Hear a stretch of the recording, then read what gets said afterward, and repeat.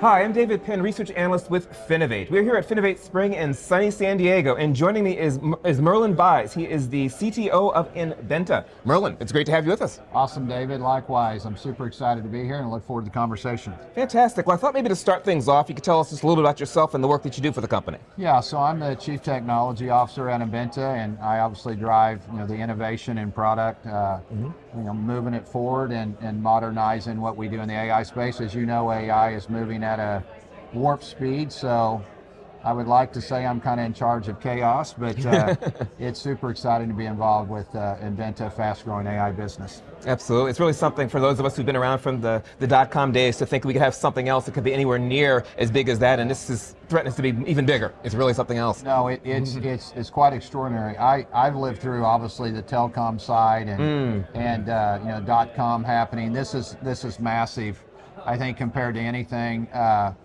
And I don't know in our lifetime if we'll see something this crazy. Yeah.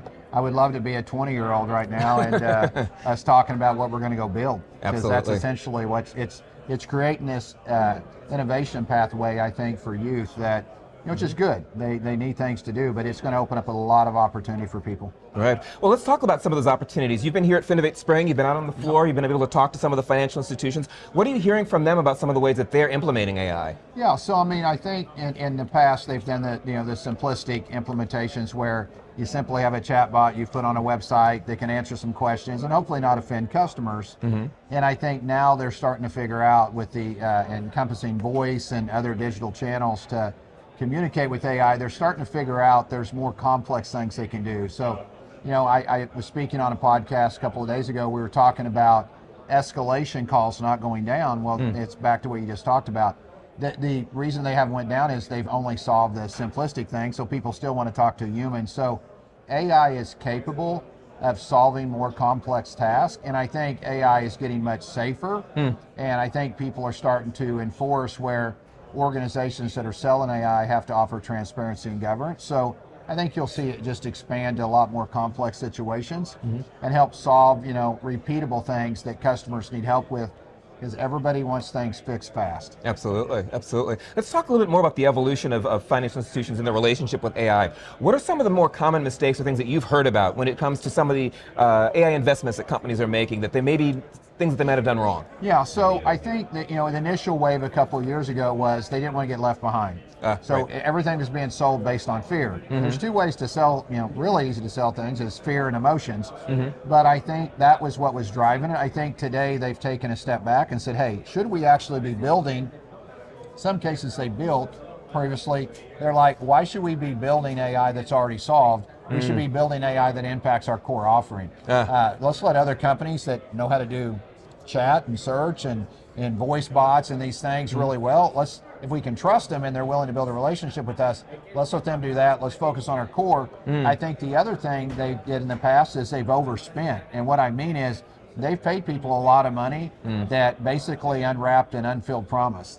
And so I think now they're demanding more out of AI providers. I think the days of POCs basically masquerading as a way to get a lot of professional services money has changed. They're going to require pilots, and they're going to want to really kick the tires on the car and make sure it performs before they commit. And I think they should.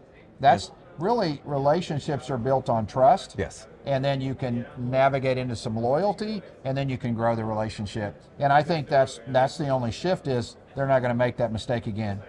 Interesting, interesting. One of the things I find fascinating is the idea about which sort of institutions have a better chance of taking advantage of the AI moment, the larger ones or the smaller ones. I think there's a sort of assumption, well, if you're the larger ones, you've got the money, you've got the resources, but is that an assumption that maybe is not 100% true? Yeah, so a couple years ago, that was an assumption that was true, but here's the real challenge where we're at today. You could have built it yourself 2 years ago, but 6 months after you built it, it's obsolete. So now you got to start over. So you're re-spending that money. And I think really it's a pivot. I think the mid-tier or small to medium institutions have a better shot today because they're focused on how is AI really going to impact what I'm doing with my customers as far as my products, my services, my risk models.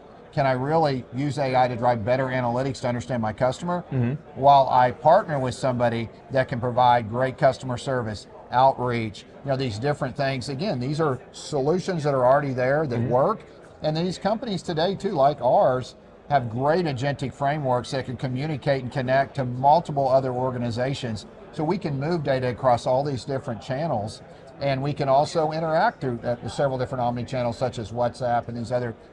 So I think with the mid-tier guys, I think are in a better position because they don't have all the smoke. And so these larger organizations have kind of set fire already, and now they're putting it out. And I think there'll be a shift back to where they'll start utilizing other companies that maybe can. I would argue today we can deploy certain AI for less money than you can build in-house. And that's because AI is that good today. Right. The only other thing I would add is there is a sustainability issue that's going to happen over the next couple of years. Tokens are going to go up.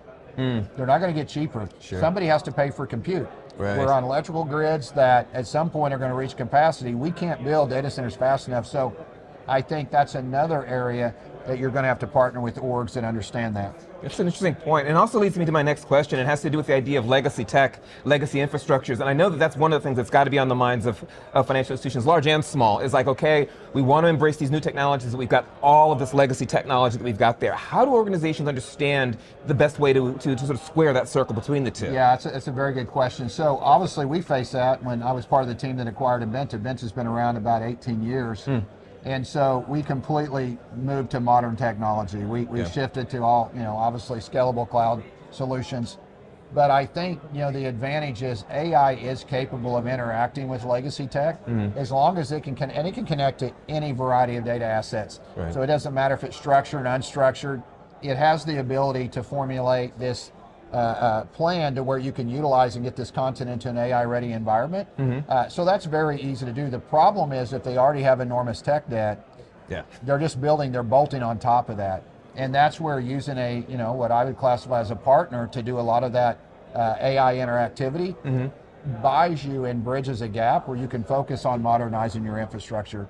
But I think AI, honestly, is the answer. If you can't afford to completely rebuild a core system or invest in a new core system, one of the easiest ways to do it is to connect your knowledge and internal information into an org that can make it AI ready. And do it securely and right governance and be very transparent in the content is provided. Yeah, that makes a lot of sense. I'm thinking maybe by way of wrapping up, the last point I think follows on to my last question, and that's the idea of, for folks who are getting to know Inbenta here at the conference, what is one of the things you want them to have as a major takeaway about what the company can do for them? Yeah, I think the biggest thing I would like them to understand is, listen, we're not an AI business that wants to boil the ocean.